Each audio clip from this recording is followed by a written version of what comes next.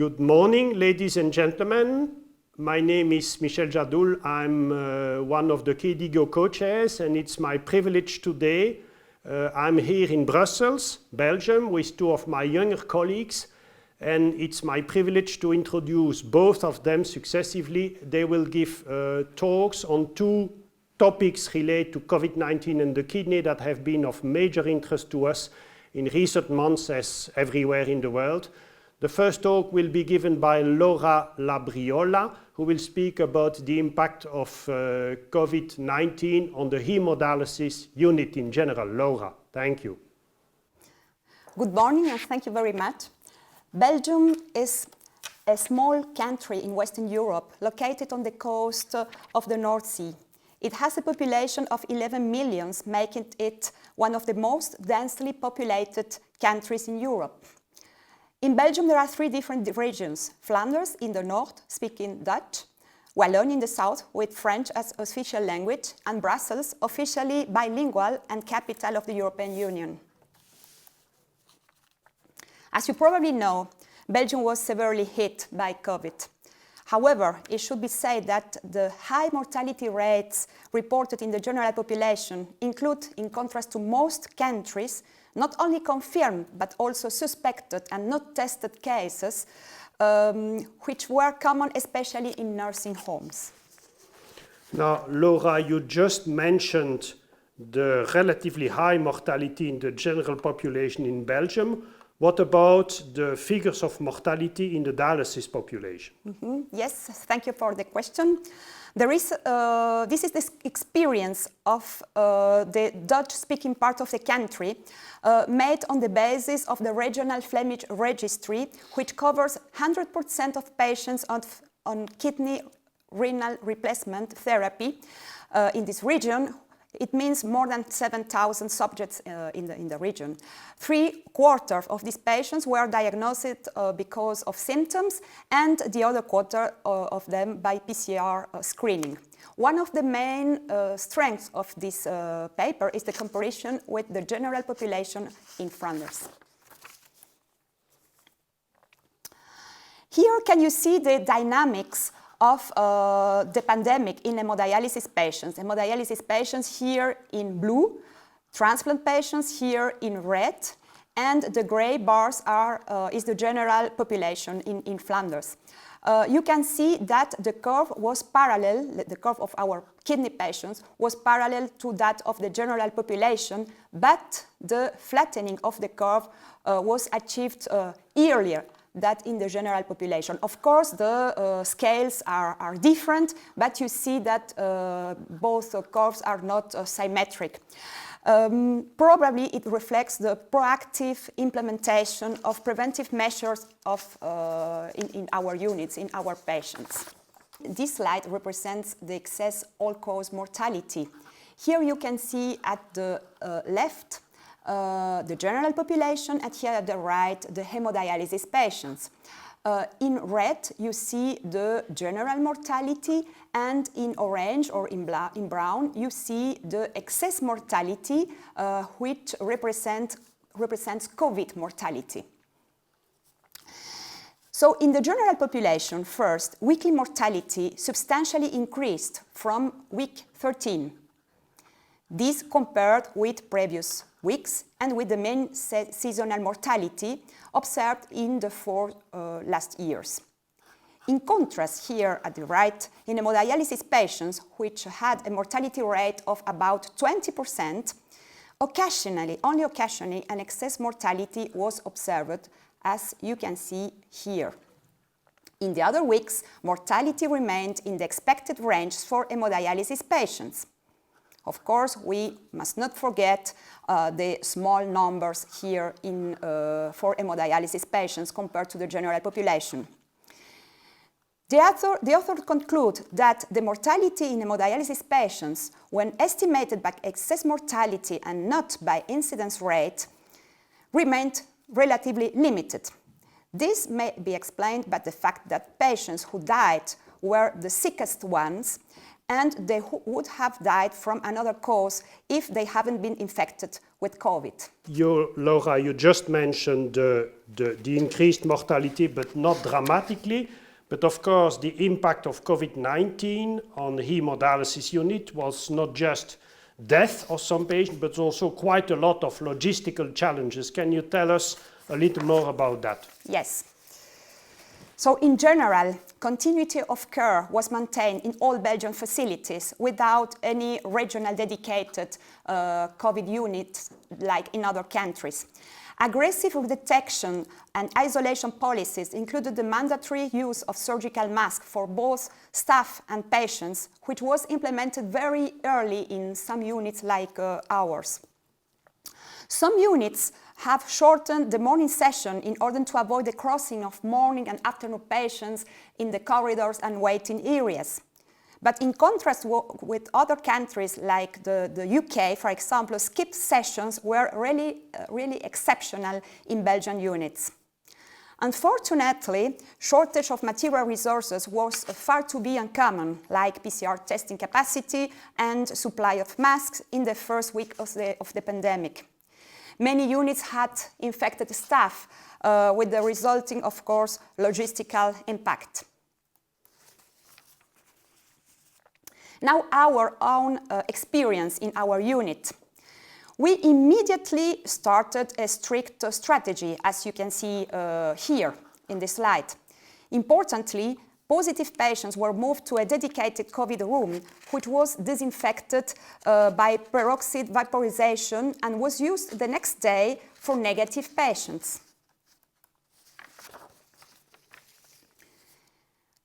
We had the first COVID patient on March 20th.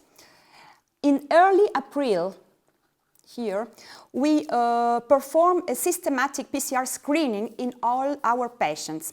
At that time, 8 patients were already positive. 2 more were detected by systematic PCR screening. Both were asymptomatic and, of course, isolated. We had thus 10 infected patients, 2 of whom died, but both had a very limited life expectancy before COVID because of severe comorbidities. And we had also 8 infected nurses, all of them recovering without problems. As you can see in this timeline, we also performed a serologic screening in all the patients, the PCR positive and also the other patients. The baseline was at the same time like the systematic PCR screening, and then we performed three testing more at 1 month apart, so 3 months of total follow-up. So what did we see in this serological longitudinal study? The first thing is that almost all positive patients seroconverted, even the 2 asymptomatic patients diagnosed by systematic PCR screening. Secondly, in contrast to cross-sectional studies, none of the 88 patients negative on screening PCR seroconverted. Third, no patient became seronegative during the 3 months follow-up, but specific IgG levels significantly decreased by more than 60% in all of them at the end of follow-up. Now, I guess that you also wondered whether, because of the high infectivity of COVID-19, you also wondered whether there would be some potential nosocomial transmission inside our university hospital hemodialysis unit. Can you tell us a little more about that? The next 4 slides represent our hemodialysis rooms. You can see here 1 room, another one, and here the big room divided into two parts. Each rectangle is a bed with a patient, and yellow ones are infected patients. So here you can see that in the shift of Monday, Wednesday and Friday morning, there were 2 infected patients here in yellow, but they were dialyzed in 2 different rooms. So a cluster was not apparent here. Here in the afternoon, no patient infected, so no cluster. In the shift of Tuesday, Thursday, and Saturday afternoon, you can see here 3 infected patients, but they were dialyzed in separated rooms, so no apparent cluster. And finally, here you can see that the remaining 5 patients were all dialyzed in the same room at the same time on Tuesday, Thursday, and Saturday in the morning. So you can agree with me that a cluster was strongly suspected in this case. However, the viral strains which were available for sequencing in 4 out of these 5 patients were all different, although similar to the strains circulating in Belgium, of course. So there was no evidence of nosocomial transmission in our unit. These data are not yet published, but you can believe me. Conversely, 2 infected nurses had the same viral strain as another patient dialyzed in another room. This shows that the method of sequencing that we used was valid. What can we say as a conclusion for the Belgian experience in hemodialysis patients? We can say that around 90% of the maintenance hemodialysis patients appear to be able to mount a humoral immune response within a delay similar to that observed in the general population. However, and as in the general population, IgG levels decreased progressively over time. This has, of course, 2 important implications. First, cross-sectional serologic studies based on antibodies, of course, may underestimate the prevalence of the virus if antibodies are no longer detectable. And second, hemodialysis patients, when vaccinated, may require more frequent boosters if protection is antibody-related. The early implementation of a strict protocol appears to limit viral dissemination. Such protocols must, of course, include the mandatory use of face masks by all patients and staff. So universal masking is mandatory. Mortality was, in the Belgian experience, higher in hemodialysis patients than in the general population. But when mortality is estimated by excess mortality and not by incidence rate, it remained relatively limited into the expected range for hemodialysis patients. Thank you very much for your attention. Thank you, Laura, for this talk, and I'm now happy to give the microphone to the other colleague, Professor Johan Morelle, who has been working very hard over the last months to understand the impact of COVID-19 on the kidney and in particular on the proximal tubule. Johan? So thank you very much for the introduction. As you all know, SARS-CoV-2 primarily affects the respiratory tract, but also leads to extrapulmonary manifestations, including in the gastrointestinal tract, the cardiovascular system, and also the kidney. The expression in these organs of ACE2, the receptor mediating the virus entry into host cells, provides a strong rationale for the systemic manifestations of COVID-19. In the kidney, ACE2 is expressed mainly by proximal tubule cells and by podocytes. Very early in the pandemic, it has been observed and reported that COVID-19 is commonly associated with kidney damage, including a high incidence of acute kidney injury, which was observed in up to 40% of all hospitalized patients and up to 75% of patients admitted to the intensive care unit, but also mild proteinuria of unknown mechanism, or in a rare subset of patients, nephrotic range proteinuria, as well as microscopic hematuria. Whatever the presentation sign, kidney disease has been associated with poor outcomes in COVID-19, including a higher risk of death and progression to respiratory failure requiring mechanical ventilation. In addition to these blood and urine abnormalities, COVID-19 has been associated with a wide spectrum of pathologic findings identified in autopsy reports and in kidney biopsies from patients with COVID-19. All kidney compartments may be involved and injured, but the most frequent And a prominent lesion is undoubtedly the presence of acute tubular injury, as illustrated on the left side of this slide, with tubular dilation, loss of brush border, and vacuolar degeneration of tubular cells. Another pathologic finding has been collapsing focal and segmental glomerulosclerosis, notably in black patients harboring APOL1 high-risk genotypes and presenting with acute kidney injury and nephrotic range proteinuria. And as illustrated on the right part of the slide, you can see a complete collapse of the glomerular tuft, which is with the presence of hyperplasic and hypertrophic podocytes. Additional lesions have been also reported, including the presence of erythrocyte aggregates in capillaries, endothelitis, and rare occurrence of thrombotic microangiopathy, as well as interstitial inflammation and other lesions. The mechanisms of kidney disease during SARS-CoV-2 infection remain poorly defined and are likely multifactorial.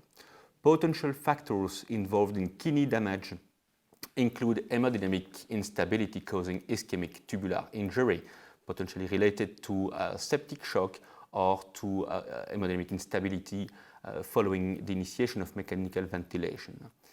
Systemic inflammation and microvascular thrombosis may also contribute to impair the blood supply to the kidney.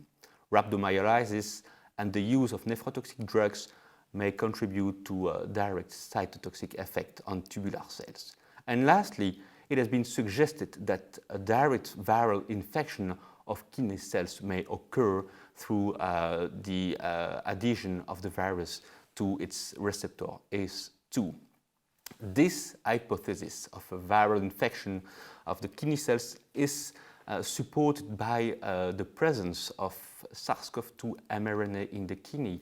And in this broad study performed in the autopsy material from 27 patients who died from COVID-19, the authors detected and quantified viral load in different organs, and they provided evidence that the kidneys are among the most common targets of SARS-CoV-2. The authors also provided robust evidence supporting viral infection of kidney cells by SARS-CoV-2. Indeed, they sampled homogenates of kidneys from patients with COVID-19 and demonstrated that these homogenates were able to infect tubular epithelial cells in vitro with 1,000 times increase in viral RNA after 2 days of incubation. So based on these observations that SARS-CoV-2 infection is associated with a high prevalence of acute kidney injury and proteinuria, there is a kinetropism of SARS-CoV-2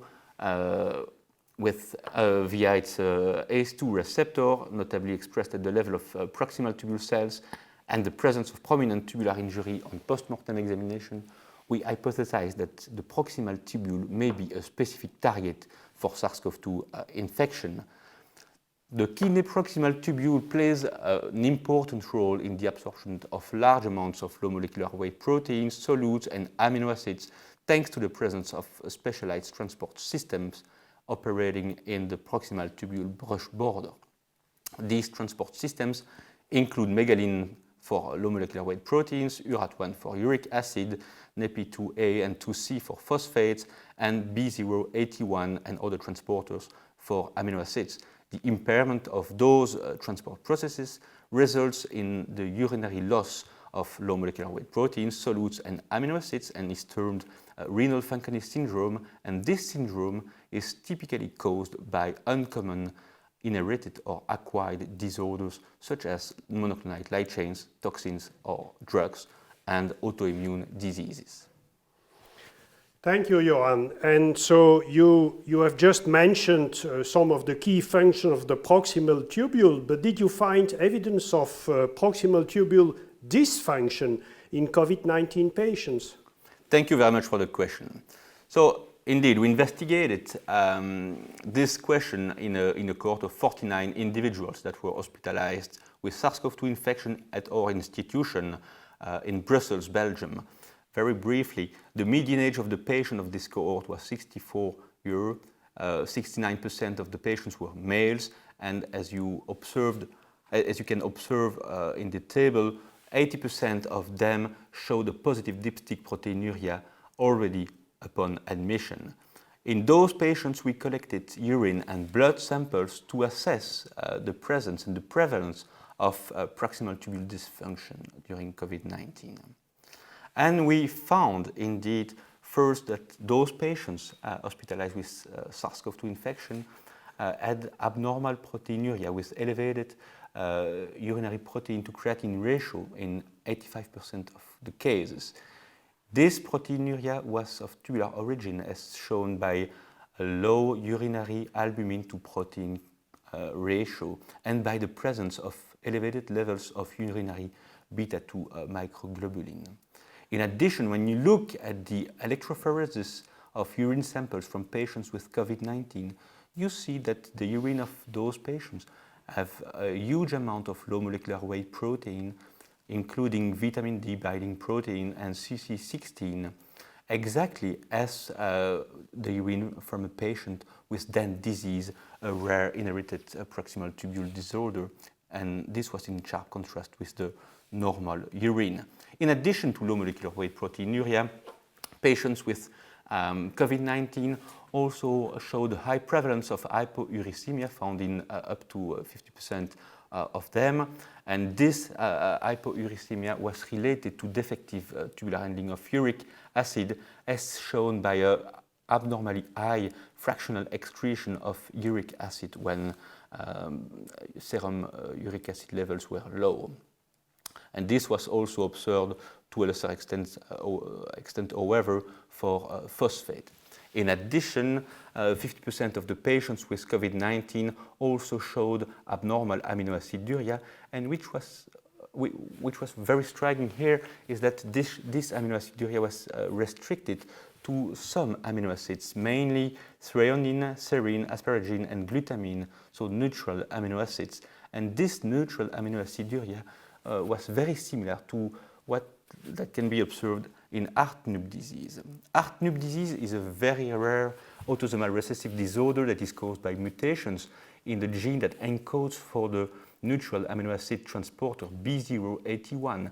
And very interestingly, recent studies using cryo-electron microscopy show that the receptor ACE2 also acts as a chaperone for the membrane trafficking of B081. And this led us to hypothesize that the interaction between SARS-CoV-2 and its receptor ACE2 may impair the function of B081, therefore causing neutral aminoaciduria. So based on these observations, yes, to answer the question, SARS-CoV-2 causes a specific dysfunction of the kidney proximal tubule, and we recently published this observation in Kidney International, and this proximal tubule dysfunction was attested by the presence of low molecular weight proteinuria, defective tubular handling of uric acid and phosphate, neutral aminoaciduria. And this dysfunction of the kidney proximal tubule was completely independent from comorbidities, glomerular proteinuria, the use of nephrotoxic medications, or viral load.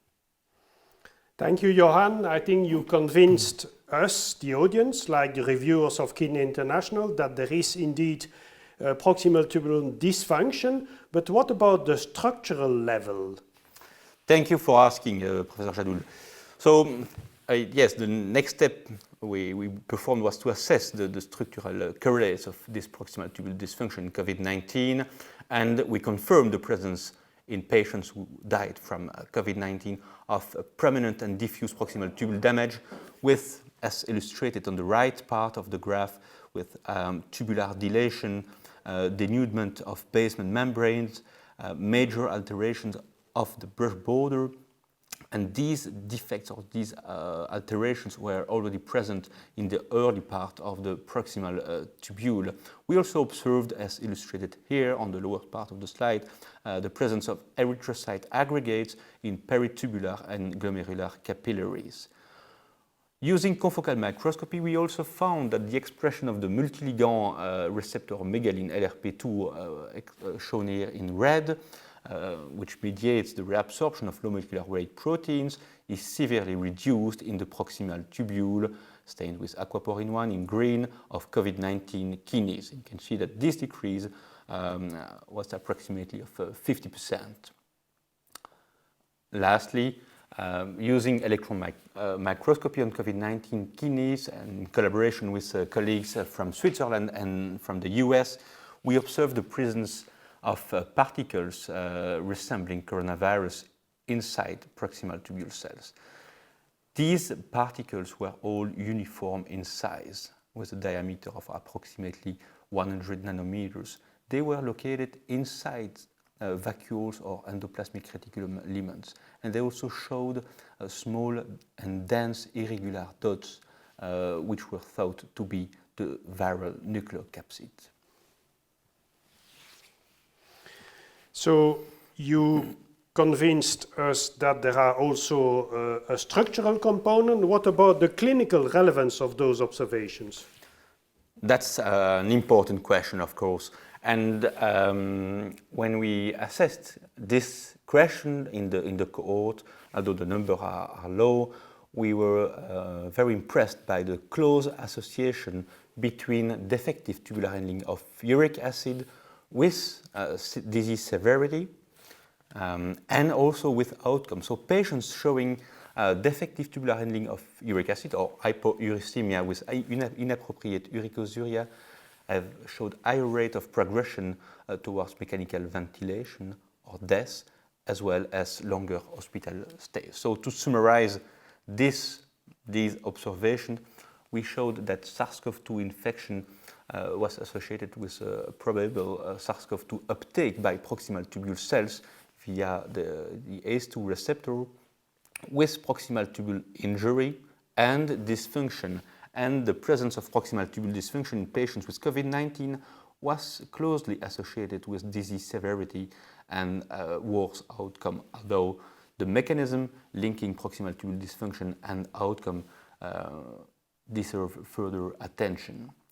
Importantly, these observations that COVID-19 causes a dysfunction of the kidney proximal tubule function were also validated in independent studies, the first from Wuhan, China, and the second from Nancy, France, and those studies also observed an association with disease outcome.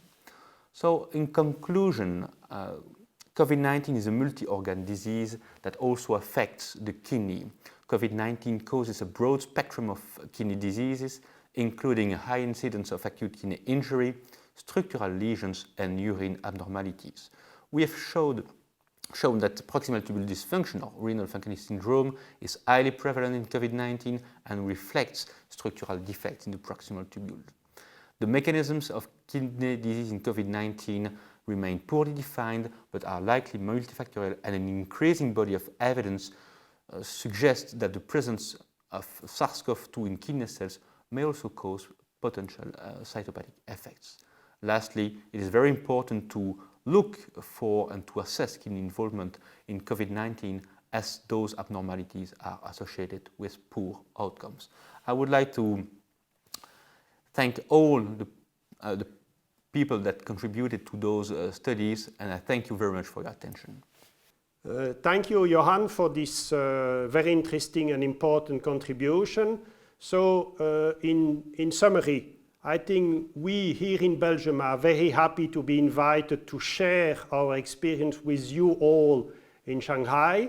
Nothing is more important in these difficult days than sharing scientific and clinical experience. So thank you again to Dr. Ding and the team in Shanghai.